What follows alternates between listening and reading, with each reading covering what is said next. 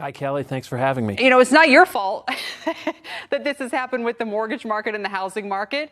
So what do you do in a situation like this? I've heard that leaning on the servicing side of the business is something a lot of companies are trying to do now.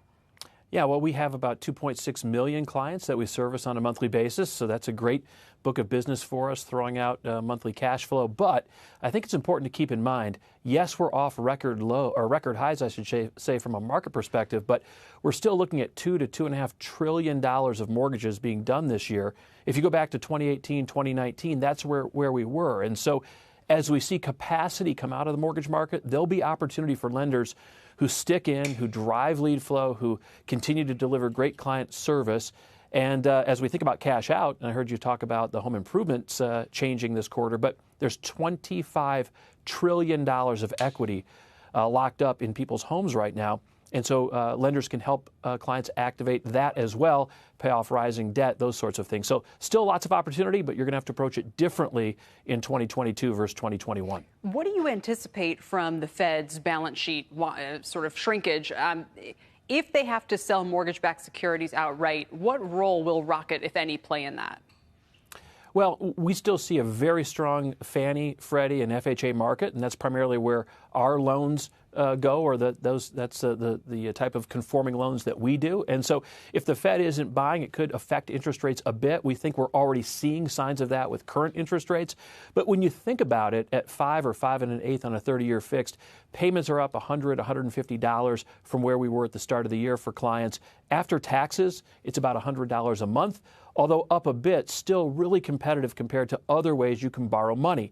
And so if clients are thinking about making improvements or paying off debt or doing other things, a mortgage still makes a ton of sense right now.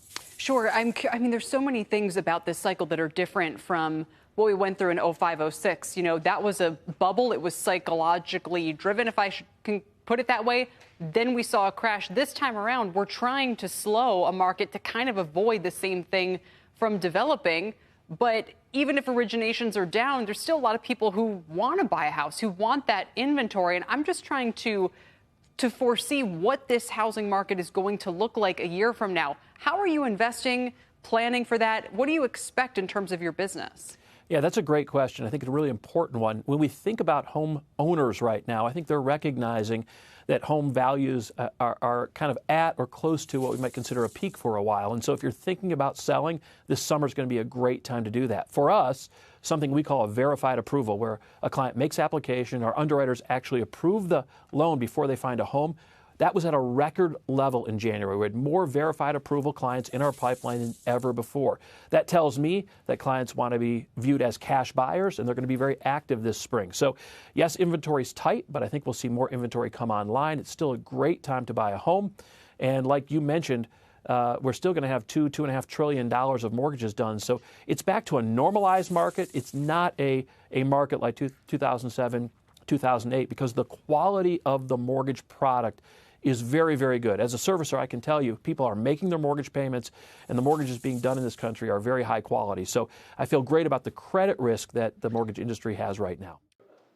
Shepard Smith here. Thanks for watching CNBC on YouTube.